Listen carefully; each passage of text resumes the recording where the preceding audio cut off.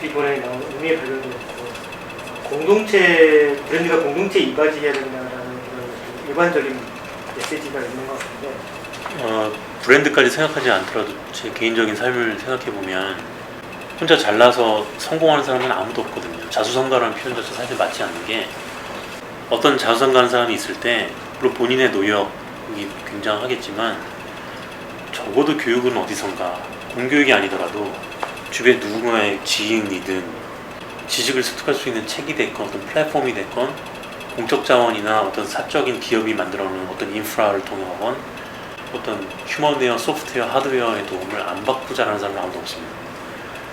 사람의 성장을 보더라도 그러하고 특히 브랜드 하나를 온전하게 만들고 브랜드 자산이라고 하는 것을 끌어올리려면 공동체에 많은 노력과 인프라가 투입되거든요. 그리고 심지어 그렇게 자산을 올리기 위해서는 소비자들이 매출 올려주기 때문에 소비자의 돈도 들어가죠. 투자금도 많이 들어오고요. 그래서 브랜드 하나가 완성되기 위해서 온 마을이 필요하다는 말이 있는 것처럼 브랜드라고 하는 단어를 공동체에 이미 뗄 수가 없습니다. 근데 대부분은 그 인식 자체를 갖고 있지 않고 기업들은 자기가 경영을 잘했기 때문에 브랜드를 성공시켰다고 믿고 있죠. 그러니까 브랜드의 소유권을 기업으로 생각을 하고 있는 것이고 그래서 조금이라도 이 브랜드의 이미지를 자기가 생각하는 거하고 달리 이야기하는 무언가 있다면 노이즈 취급해버리고 이거를 지워버리기 위해서 엄청난 양의 돈이 많은 기업들은 보도자료나 네트워킹을 맺고 있는 PR 그룹들, 기자단들 동원해서 키워드를 밀어내버리죠. 근데 공동체에 대한 거는 사회봉사활동이나 무슨 CSR을 이야기하는 건 아니거든요. 물론 그런 것도 포함이 부분적으로 되지만 이미 공동체에 소비되고 있는 많은 의미와 자산들이 브랜드에 활용이 되고 있기 때문에 그걸 잊지 말자는 차원이 첫 번째고요. 어떤 특정 브랜드의 의미가 공동체의 의미를 먹고 진화했고 성장했다고 한다면 그 의미를 돌려줄 필요가 있다고 생각했습니다.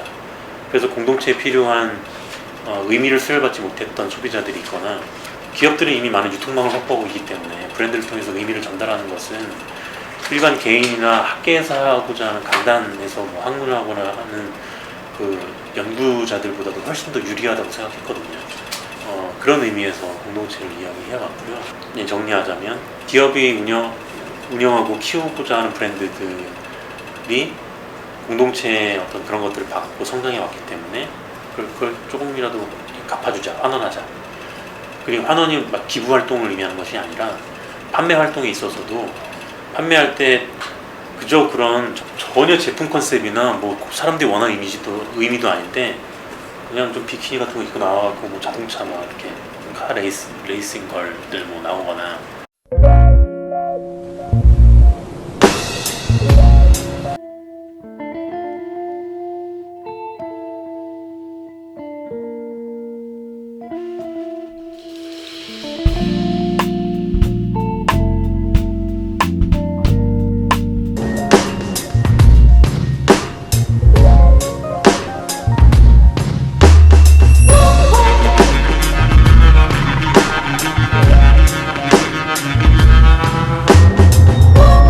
Small, wicked. And now, topless. The Fiat 500 Abarth Cabrio.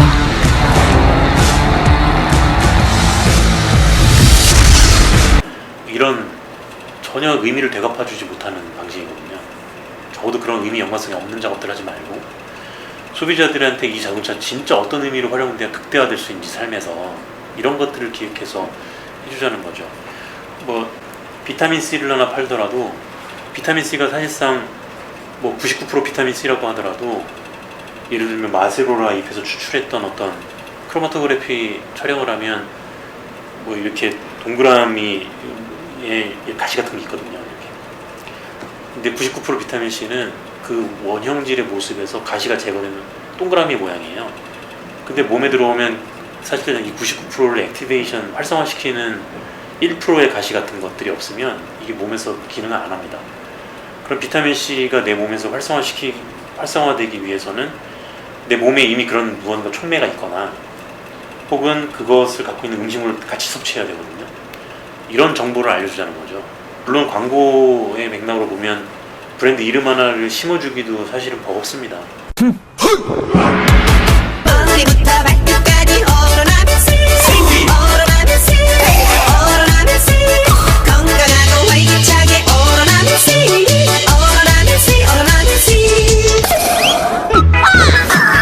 머리부터 발끝까지 오로나면서 오로나면서 오로나면서 건강하고 활기차게 오로나면서 세기말할 탄산 드링크 오로나민 C.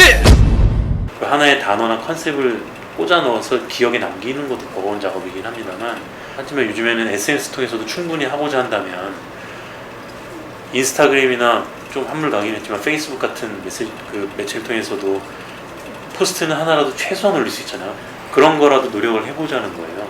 이상적인 이야기인지 모르겠습니다만 실천이 전혀 불가능하다고 보지 않고 있고요. 그게 의미를 되갚아주는 공동체 방식이다 라고 생각합니다. 실질적인 소비자 삶에 도움이 될 수 있는 방식. 국내 기업 중에 그렇게 잘하는 기업도 있어요. 곰표 밀가루 같은 것도 리브랜딩에 성공했죠. 사실 4XR이라는 브랜드에서 이 브랜드를 도용한 거거든요. 그럼 과거의 방식은 얘네들 저작권을 고소해야죠. 근데 그러지 않았고 곰표 밀가루에서는 그 젊은 마케터들이 그러면 이왕 이렇게 된 거 콜라보 하자. 그래서 곰표라는 것을 5만 군데 다 패딩에도 만들고 이렇게 했잖아요. 소비자들이 놀고 싶어하는 플레이라고 하는 맥락에서의 의미들을 잘 살려줬죠. 그러면서 다시 젊은 밀레니얼 Z세대들한테는 곰표라는 밀가루가 있었구나.